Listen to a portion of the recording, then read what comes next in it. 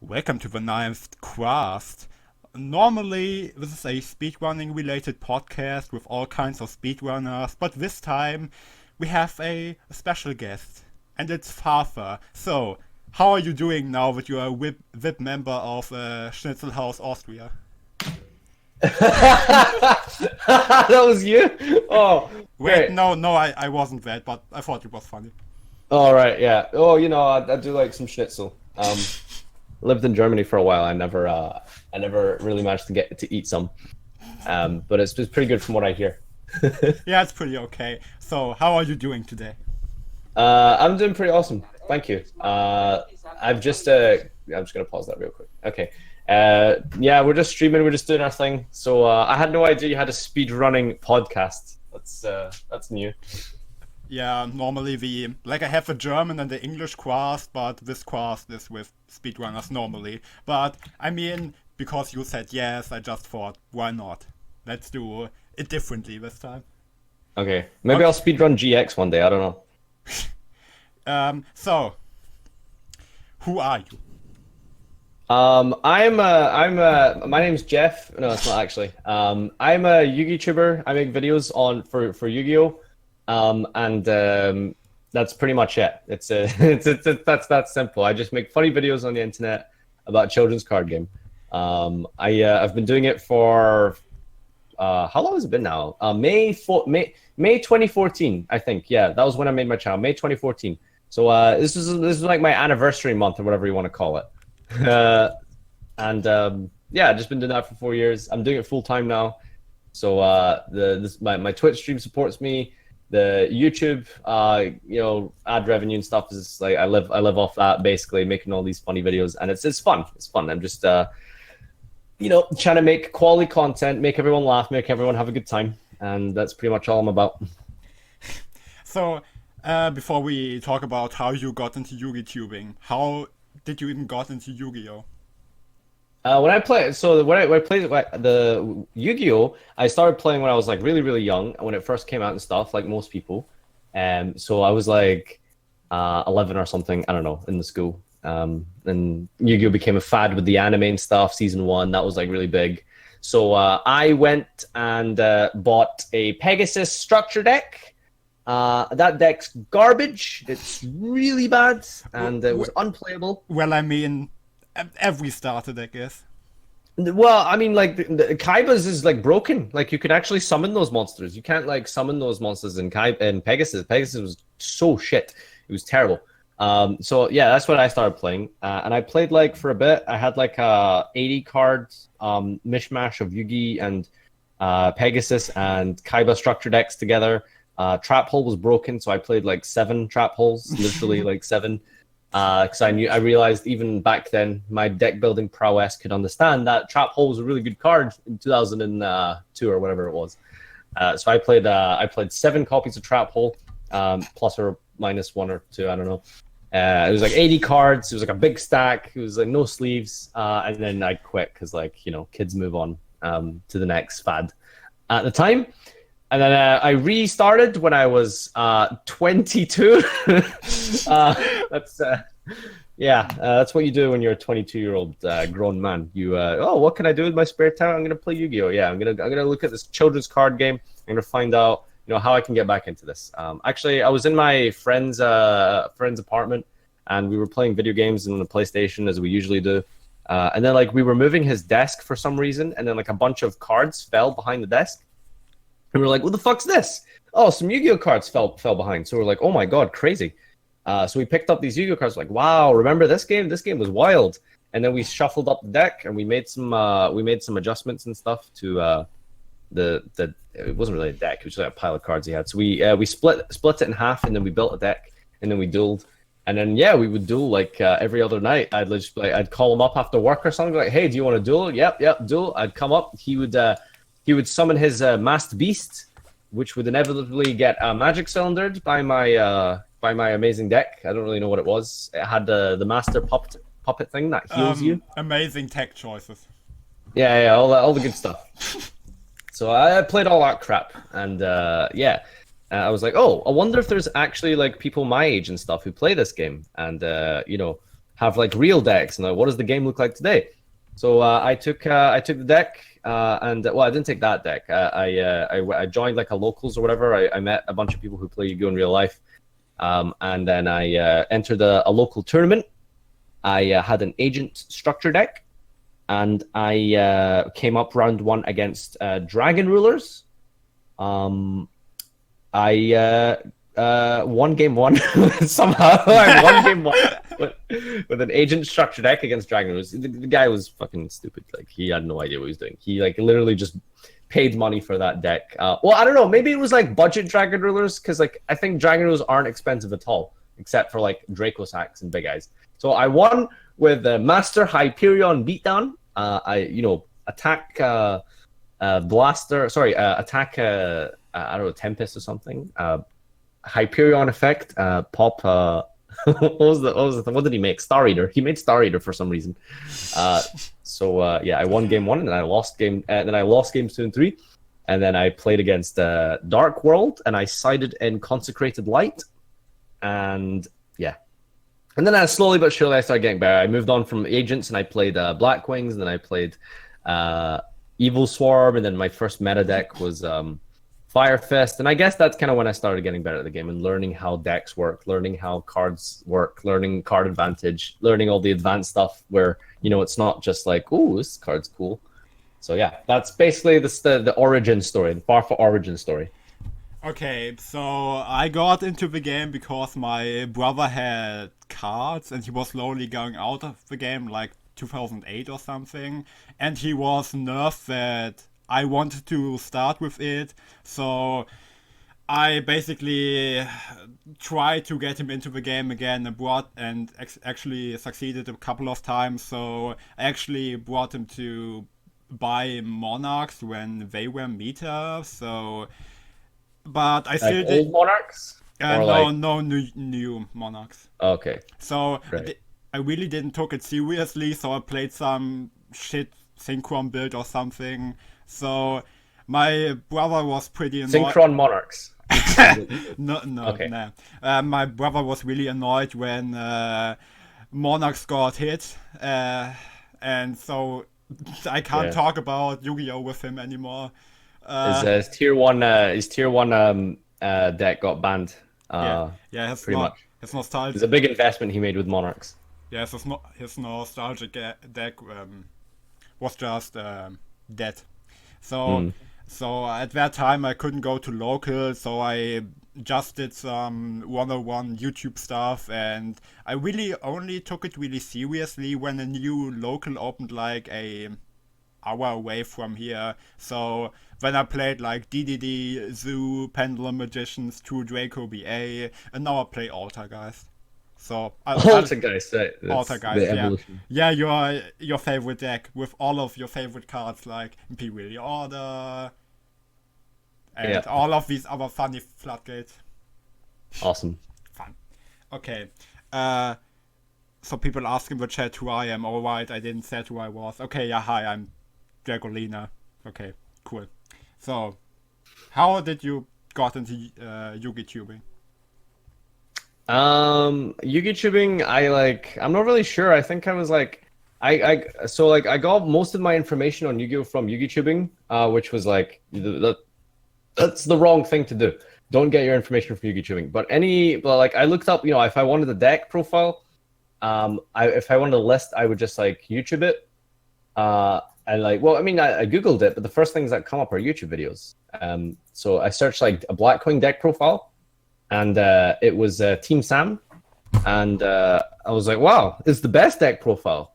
Okay, well, I mean, this must be really good then. So I copied the best Blackwing deck profile.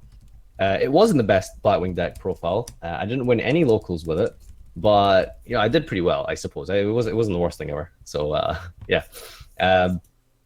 I played that and tried to get his, but yeah, that was the thing. I realized like, oh yeah, deck profiles and stuff, like that's pretty much what YouTube is. It's kind of boring. But then I saw like more discussion videos and stuff like Mega Capro G, and I was like, oh, this guy's pretty good. Yeah, I actually used to really like Mega Capro G back in the day. I thought he was like the best YouTuber ever. I thought like, wow, this guy like knows so much about the game. He's really intelligent. His arguments are really good. And I was like, yeah, this is the kind of thing I'd like to do. You know, talk about the game and explain shit. And yeah, I kind of went from there, and I was like, this is something I can definitely do.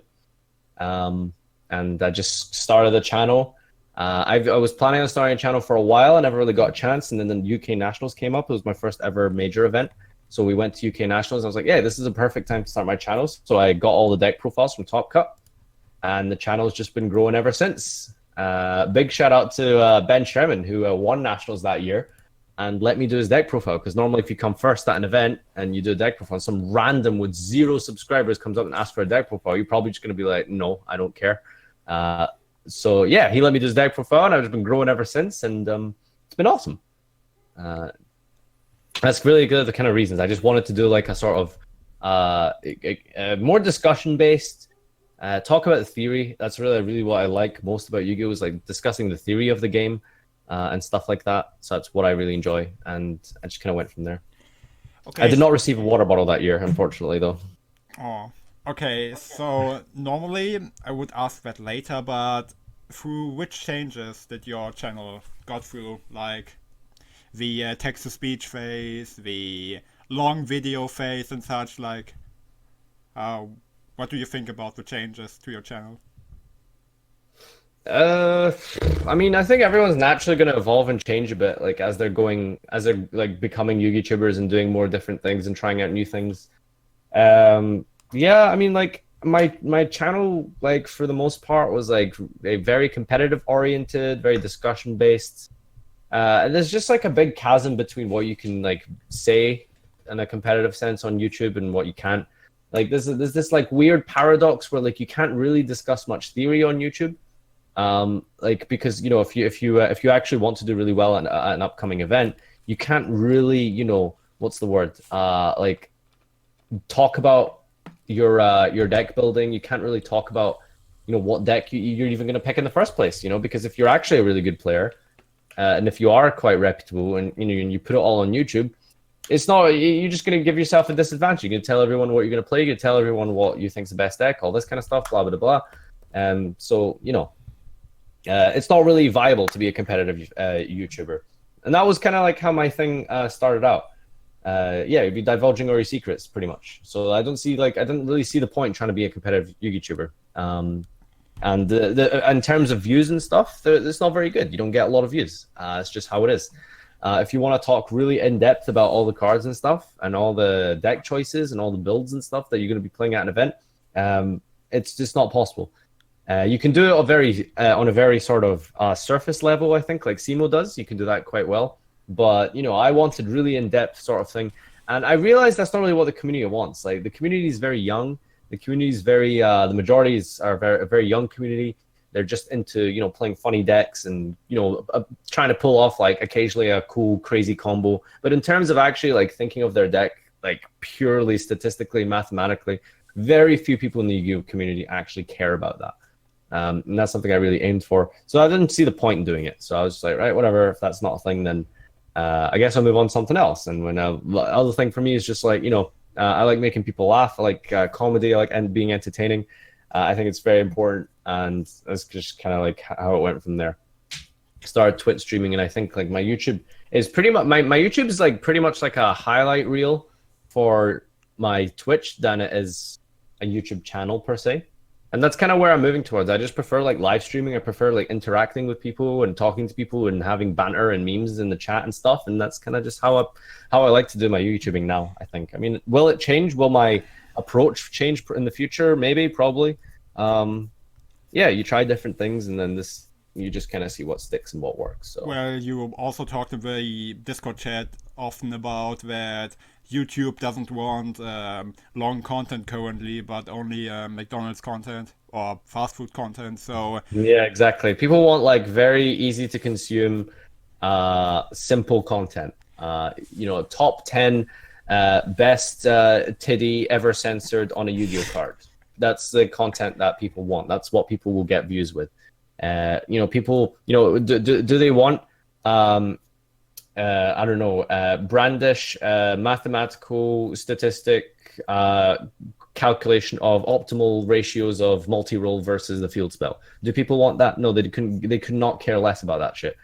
You know, they want McDonald's content. They want easy to consume 10 signs you suck at Yu-Gi-Oh. They want all that stuff. So that's just kind of, you can't, you know, in the end, like if you're doing it full time, you kind of have to bend to what you want and to what the audience wants. Do I really want to do top 10 best titty? Probably not. But you know, I'll have a middle ground and I'll do like, you know, top 10 side deck cards or 10 cards that need reprinted and all this like random stuff that isn't super engaging, but you know, Okay, it's something that the audience likes, and you just kind of have to give them what they like a lot of the time. okay, but if it wouldn't be more lucrative to do this, would you revive things like Legacy of or History of a Yu-Gi-Oh player again? Yeah, for sure. You know, it's like you look at like, you know, history of the Yugioh player, you know, like Joshua Schmidt, yeah, that's only a few thousand views. You know, Asian Eyes, you know, it's 30,000 views. You know, so there's clearly a disparity in the community between what they want. So, you know, I guess there's a middle ground. I could do like, you know, you could do like longer documentary style videos for things that people actually are interested in. I think history of the game is something that the yugitubing aspect is very much missing on. My Legacy of the Burning Abyss video was very well received, and it was pretty successful. So I think it's something that I'm going to focus on at some point. It's just like trying to find time, because like when I'm doing yugitubing full time and trying to get, you know, 1 or 2 videos a day, it's hard to find the drive to work on a bigger project that's going to take, you know, a week to work on. So something like Legacy of the Dragon Rulers is something that I really want to do. And that just involves a lot of research and time and stuff. And when you're trying to make videos, you know, full time every day, it's hard to put time aside for that kind of thing. Because like unless you're getting hundreds of thousands, you're not going to make enough money just making 1 video a week. So you have to like go with, you know, daily content. Like your YouTube kind of forces that. It doesn't really reward, you know, Yeah. high quality once in a while releases. It really wants you to push out like regular McDonald's content. So Yeah, you kind of have to bend a little bit to be able to stay afloat. Yeah, I know that very well too. Like normally I do like need like months to prepare one video because I write like 60 side scripts or something. But you know, it's not worth it when the algorithm is shit how it currently is. Yeah. So like I mean, you talked about doing a player's guide or this Fire Fist video. So you think you would not do this until it gets better, or I usually do like my videos so far seem to be like a table 500 once a day, and like a Twitch highlight maybe once a day as well. So it's pretty much like Twitch videos like every day is what I'm doing. And then like once a week or so, I'll have like a sort of top 10 kind of thing, or like something more discussion based. For example, like I did a Sky Striker guide, and again, like it's really hit and miss. Like those, you know, I did when DDD first came out, I did a guide on that, and it was like I got like 70,000 views on that. You know, I did a guide on how to play Sky Striker. You know, it gets a lot less. You know, and there's like way more work involved in that. You know, what am I out on that one? So the Sky Striker guide, you know, beginner's guide to Sky Striker. I mean, that's 14,000 views. That's a decent number, but in terms of the amount of effort put in, you know, make like just laughing at someone's shitty deck is probably better money, and it's probably more lucrative, and it's a little bit more enjoyable. You know, it's not as like, you know, annoying trying to like fiddle around trying to get the right card effects on screen and editing it correctly. And so, you know, you just kind of have to go for something that's like a little bit easier sometimes as well. But definitely I'm trying like to make sure that I can at least put out something decent once a week, like really worked on, you know, like a guide, like a tutorial, like an explanation, like a discussion, trying to do that once a week and finding the balance and making sure that I am able to stay true to my roots of the channel, and doing like a discussion or something a bit more in depth once a week is like really important.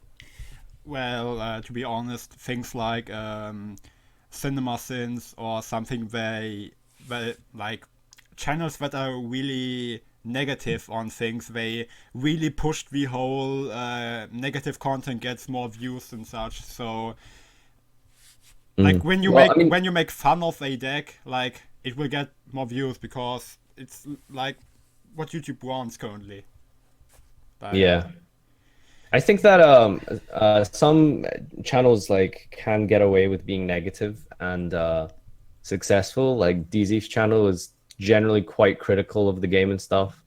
And then you have like other channels like, you know, Innovation, Yugioh, like where it's very critical of the game and you know is struggling to like grow at all. He's been stagnated for a long time. So it works for some people and it works for other people. You just kind of have to like, you know, see what works best for you. I'm not ever shy of making critical content, but you know, I understand people don't want you to just rag on the game forever. You know, because there comes a point where, you know, I've made videos that are negative, but it's negative out of being productive. Um, and you know, I think if you're criticizing things productively, that's good. But you know, there comes a point where it's just straight up like this game is shit and this sucks, and you know, at that point it's like, well, yeah, maybe you're right, but you know, do people really want to watch that like every day? Probably not. Um, so you know, I think that negativity like works sometimes, and yeah, like occasionally there's controversy. I think there's a difference between negativity and controversy. Like if you have something controversial, it can still be controversially positive. um you know, people are just into like drama in general. That's just the nature of people. so. So like the rule change, for example, I don't think like that was particularly negative the way it was received. Well, it was received negatively, but I think that because it was so controversial, that's why it got a lot of traction. You know, with what was the girl that I did the reaction to? That video has a lot of views, where I reacted to that girl's saying that Yu-Gi-Oh sucks and stuff. That's an example of positive controversy because I reacted to her video and I broke down her points, defending Konami, defending Yu-Gi-Oh, defending the Yu-Gi-Oh community. So it's very positive actually, and that got a lot of views as well. So it works both ways. I think you can be positively controversial, you can be negatively controversial, and it just depends on like how you do it. Because some people do negative content and it's just shit, and some people make positive content and it's shit as well. Some people make negative content and it's good. So it just depends on, I guess, how you do it. I think controversy works, though. Obviously, controversy will always work, regardless. Yeah. So what would you personally change about the current state of YugiTube? Is it fine or is it not fine? Uh, I think that a lot of YouTube channels are just like, for Yu-Gi-Oh, it's hard to really think of like, there's like a lot of YouTube channels. You just kind of look and you think to yourself like, they're hard to tell apart. I think it's really hard to tell apart some channels. Like theoretically, if you were to ask each YouTuber, what content do you make? What style of content do you make? And you find that there's very little difference between most of us. You know, it's like I make casual competitive content. Okay, so that's like about like 90 people, like all in that circle, right? Cool. I do deck profiles. Okay, cool. Well, that's like the other half of the pie chart.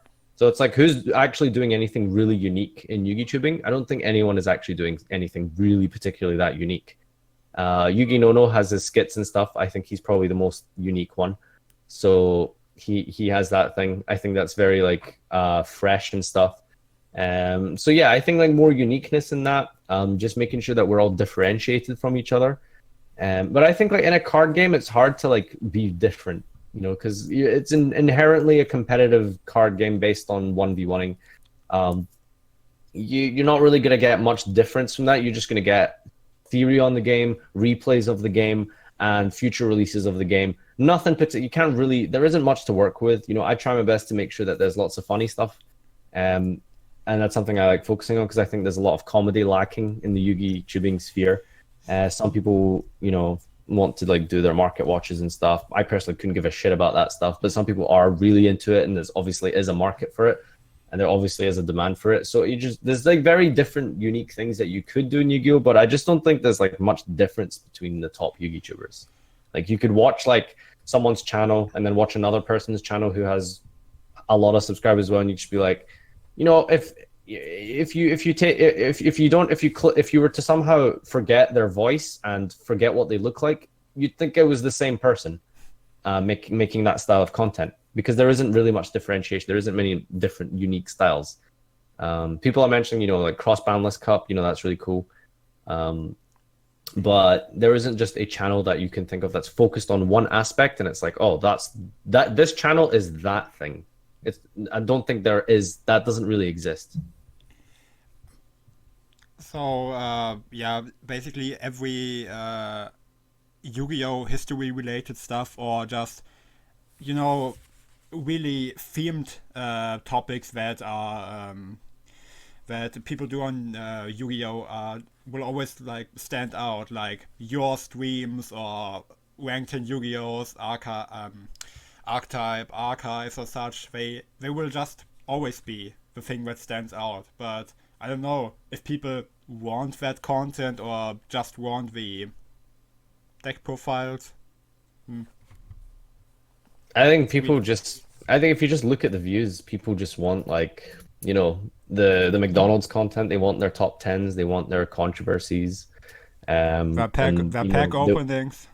yeah, that kind of stuff. I mean, if you just look at views, I don't think it's because those people are particularly entertaining or amazing YouTubers or anything. I just think it's just they just happen to be the first who did it, went with it, rolled with it, and it's kind of working, and that's just what people want. And yeah, like, I think, like, in today's day and age, if you're to start a YouTubing channel and start brand new, start fresh, and you just do like top tens and stuff, I don't know, like, I don't really think it would work, because other people do top tens, and they'll just go to theirs instead. Like, I don't know, like, if I was to say to myself, like, if I was to start over fresh, what would I do differently now to see, like, what exactly is it that I could do to become a big YouTuber if I had 0 subscribers and start now?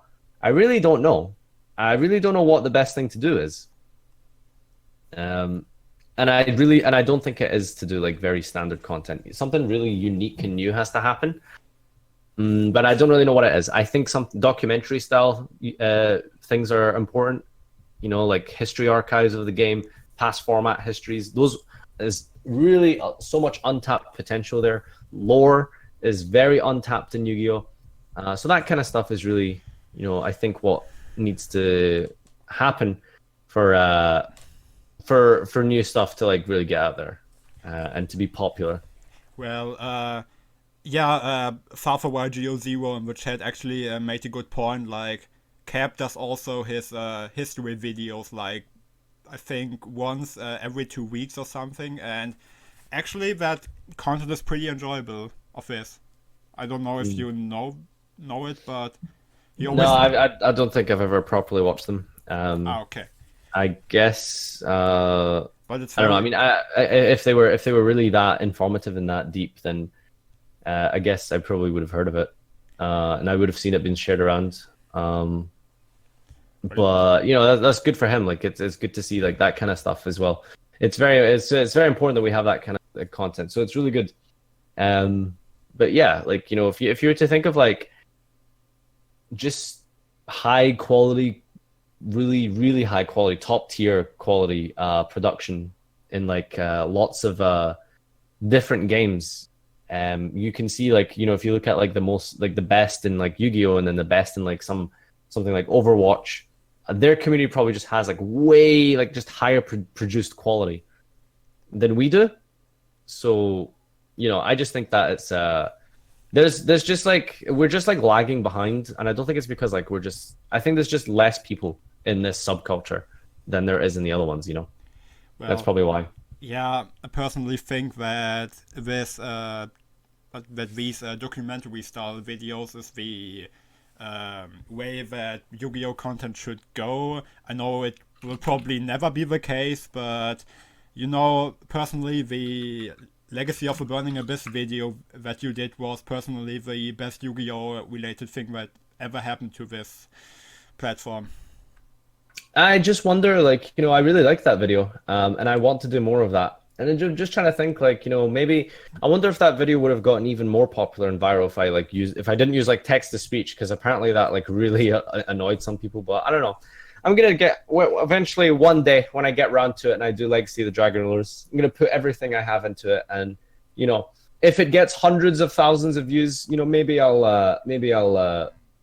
I'll do that kind of content. But see, the thing is, like, if I was to look at something like DZ's video on, for example, why nobody plays the God cards, that video has 1 million views. 1 million views. Wait, really? Yeah, something like that. It was at 500,000 like last month. And it just has like, I'm actually gonna check how many it has. I'm pretty sure it hit 1 million. So if I was just to say why nobody plays Egyptian God, 830,000 views. Oh. So 250,000 people looked up a video to see why people don't play God cards. That video probably took him less than an hour to make. Nothing. And I'm not hating on DZ for any at all. I think it's a good video. But you have to look at, what does your audience want? Do I spend a full 3 days looking up 50 different deck profiles on Burning Abyss and researching every YCS and looking at all the tops and getting all these numbers to get 50,000 views? Or do I just choose a topic that I think the audience will like, and boom, there you go, I get 250,000 views off of one video? It's like, as a full-time YouTuber, I know which one I would pick. Path of Least Resistance. But I don't know. I think now that I'm quite comfortable and I am comfortably living off YouTube and Twitch, it means that I can do more stuff that I don't really have to go for just the money. I can just go for like, because I'm making just enough off of what I do currently. So if I do something like that on top of it, it's not really about the money at that point. So I guess I can that is something I really want to do, and it's something that I can do without having money at the forefront of my mind. So yeah, I think that's definitely something I'm going to try more, is like the documentary style things, and because I think there's a lot of potential there if they're done right.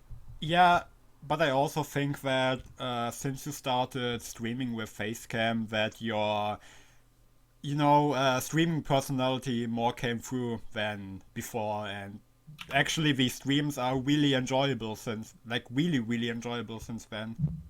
I think personality matters more on Twitch than YouTube, perhaps. Like, what would you do rather, YouTube or streaming? I mean, I'm kind of just doing both, right? I've already. I prefer streaming. I like it. It's way more enjoyable, because like I said, I like talking to people. I like the interaction. I like the one-on-one almost that you feel with your chat. There's more banter. There's more like emergent comedy that happens that way. Whereas like with the YouTube, you sort of have to like plan comedy, which I think is just the worst type of comedy. But it works. But yeah, you get like good banter on stream. Funny things happen like randomly, just out of nowhere, and the best bits get made into videos and highlights. So that's always fun. But generally, like, yeah, I do prefer like streaming. I think YouTube is I think streaming is like the future kind of thing. Just with like the ad revenue stuff on YouTube, a lot of people have been complaining. A lot of gaming channels and stuff, like, they just moved over to Twitch, because there's nothing. The ceiling on YouTube is just really capped currently. The ceiling on Twitch is just is extraordinary. So streaming on Twitch is just, I think, how. And I wish there was more Yugioh players streaming on Twitch. It would be cool to just have like more options, because I'm not for everyone. My personality, my humor, what I do on stream isn't going to work for everyone, and I accept that. That's fine. But I would love there to be other Twitch regular Yugioh Twitch streamers, for people to watch, because then it's better for everyone. Because then more people are watching streams and more people are discovering more streamers and stuff. So it's good for everyone, I think, if there's just more options. And I think, the Yugioh Twitch stream is growing. Scene is growing. So hopefully, You know, it's like you click on the Twitch browse thing, and you see like different games at the top. Maybe one day we'll see Yu-Gi-Oh in the top charts there for most played games, and everyone will have an option to see who they can watch. Yeah, that would be really awesome. Uh, Mm. so, but one thing I always want to know is, what is the history behind the Jeff and Duncan meme? The Duncan meme, just it's not really a meme. It's just Duncan's a funny guy, right? So that's pretty much it. It's just Duncan. Duncan's a guy who's famous in our circle for playing bad cards, like Illusionary Snatcher in Full Power Monarchs. He played Zaborg in Full Power Monarchs when it just wasn't necessary. He played Garbage Lord in Full Power Monarchs. Sorry. All this crap, you know. That's the story of Duncan. He's just this guy who plays shit. If you guys haven't seen the history of the Yugioh player Duncan, I would highly recommend it. It's incredible. Like some of the stories he tells are just amazing. So yeah, he's just this guy who just plays shit decks and shit cards, and he's amazing. Oh, That's no. why everyone loves him. Oh, no. Jeff is just. Sorry, you're gonna say something? Yeah, sure. What? No, but I mean, were you gonna say something? But personally, the history of the Yu-Gi-Oh player, Farfa Yugioh is still the better video. Yeah, Duncan, how many tops do we have? One. Oh, okay. That's all. That was a good video. Yeah. Me and Duncan have no tops between us, but we're gonna change that one day, hopefully. So the Jeff meme, I don't know. I mean, it's just I can't take anyone seriously with the name Jeff. I guess it's from 22 Jump Street. My name Jeff, but I don't know. Jeff Barrage just is what it is. Just Jeff, you know. It's just funny. Okay, so what's the next? Okay, so do you want to talk about the current meta that started Monday, I think? Yeah. I don't have much of an opinion of it because I haven't played much. I've played a bit of Brandish. I really like that deck. I think that deck's really fun. I think it's really good. I really enjoy Brandish Mirrors, so I'm very excited to play Brandish for the coming format. Goki, however, not so much. I think I did a video, and I think it was like every spirals embody everything wrong with Yu-Gi-Oh. Everything that's bad about Yu-Gi-Oh, spirals they do that. The first turn boards, the pseudo floodgates, the pseudo FTK, everything terrible about the game. Spirals, that's spiral. So you know, with Goki being a thing, I'm not really happy. I think it's absolutely absurd that a deck can just like extra link you and that's it. Like game over. It's not fun. Well, Whatever. well, we need to live with it until August. Yeah, exactly. Or probably, I think the list will come September because the mega teams are coming out at the end of August, I think. So that's like the bad thing about Yu-Gi-Oh deck that's actually fun to play mirror matches with and stuff. But there's always this one little annoying thing, like Pendulum Magicians. I don't know. I mean, I guess that was pretty AIDS, you know. But then you have like True Draco in the mix as well, and it's like, oh my god, I hate this format. Like, there's an FTK running around, there's a Floodgate Turbo running around. It's so shit. I hate this. Yeah, this format hopefully is looking up to it. It's going to be way better than the last format. But you know, it's just the question of how prominent Altergeists and Goki are going to be, because those decks embody everything I hate about the game, which is like floodgates and just not being able to interact with your opponent. I mean, fuck me, right? I'm an idiot, right? Well, trying to interact with your opponent? Oh, interaction. That's so 2006. Who the hell wants to interact with their opponent? Make a big board, hope it sticks, boom. There you go. Yeah, So, but the chat actually makes a good point. Have you seen the Goki FTK?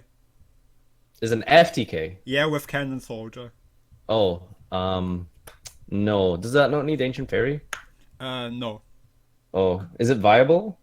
Like I saw on many replays, I think it's like half consistent. I think you need like 2 to 3 cards, I think.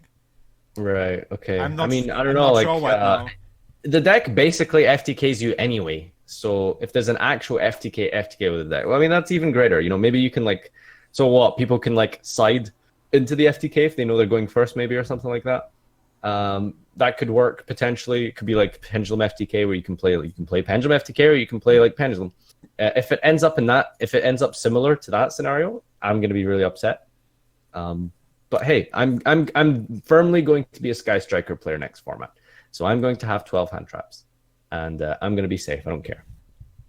Yeah, and That's how I see it. And I will play altar guys and have like 10 cherry targets in my extra deck. Yeah, there you go. Classic. Okay.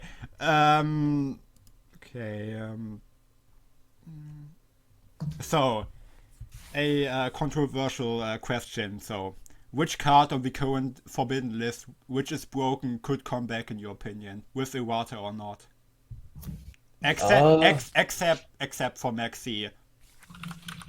Except for Maxi, right? Okay, because I definitely think that card should be at 3. Yeah. Let's see. Actually, there's nothing I particularly want to come back that I like really think. I think it's people. Okay, so the most popular one is like, I guess, like Stratos.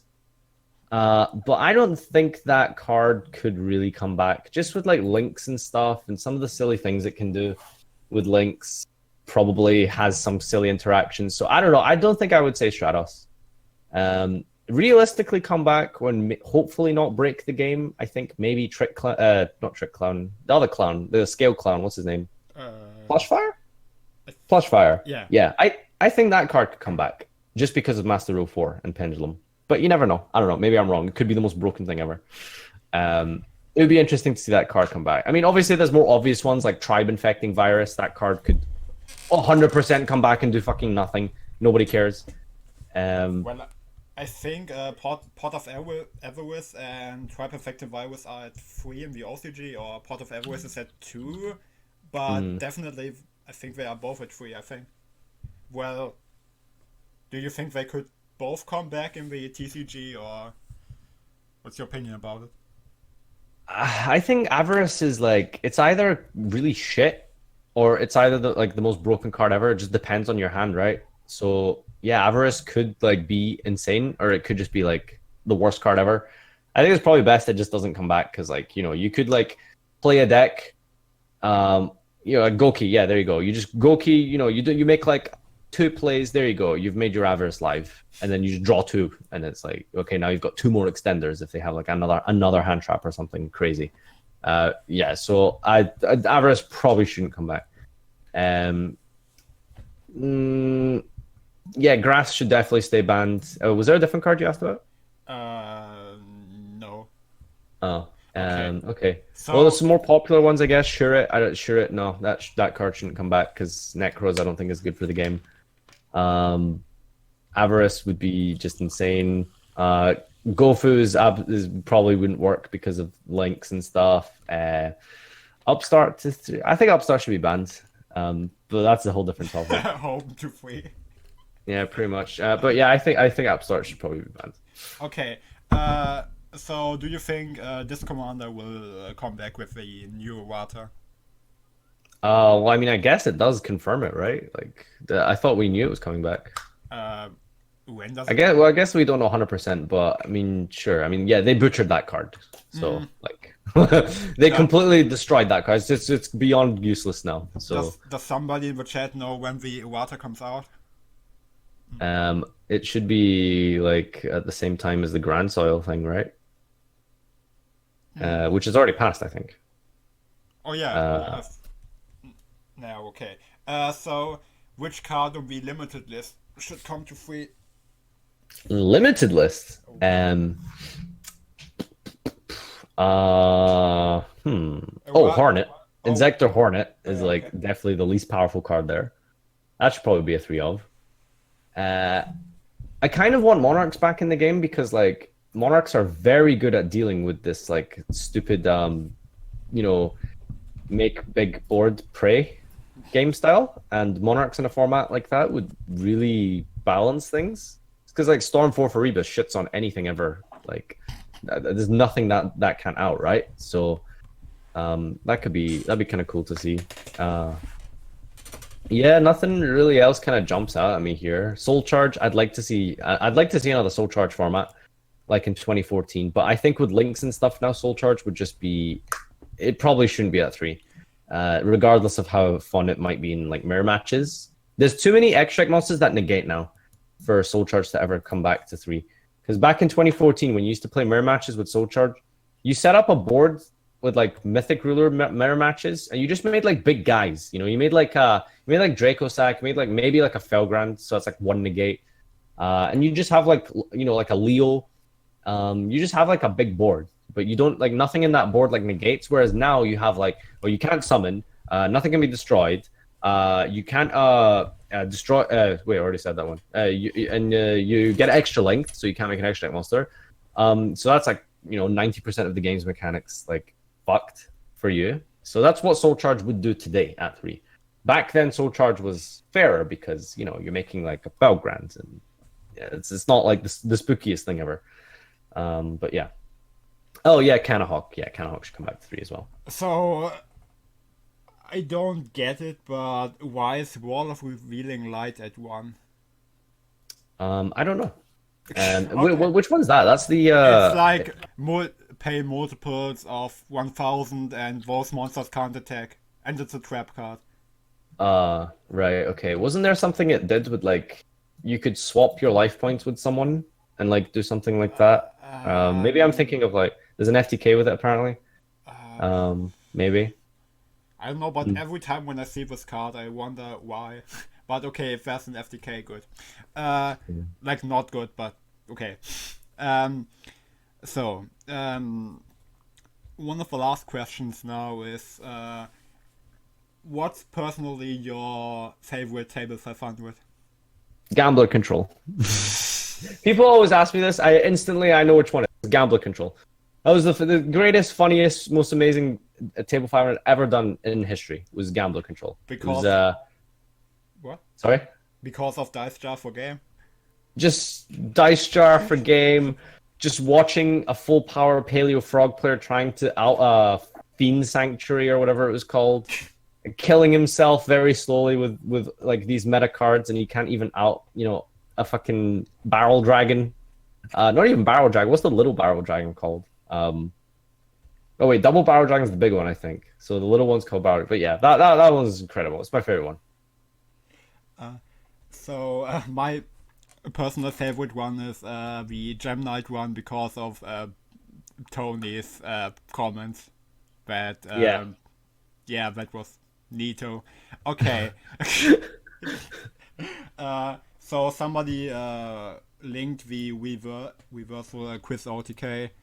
Yeah, I think you like swap life points with your opponents and then like burn them for the last 1000 or something. Oh yeah, currently weeded. Oh, okay. Yeah, okay, I see why it's limited. Okay, then the last topic is promote yourself. Yeah, so if you like Yu-Gi-Oh, then make sure you subscribe to me on Twitch and YouTube. You watch all my videos daily. I upload there every day, funny videos of bad decks and stuff like that. So if you enjoy that, I stream basically every day, 4 or 5 times a week. So Farfa Yugioh on Twitch, Farfa on YouTube, Farfa Yugioh on Twitter. If you want to stay up to date with me, with the my schedules and stuff. And I've got Discord. We have a community and stuff. So check that Discord out. You can join in and post memes and stuff. And it's awesome. But yeah, primarily join me on Twitch. It's where I spend most of my time. Okay. Yeah, I guess you can find me on YouTube, Twitch, and Twitter with Dragolina. Okay. Then, Awesome. thank you, Farfa, for joining.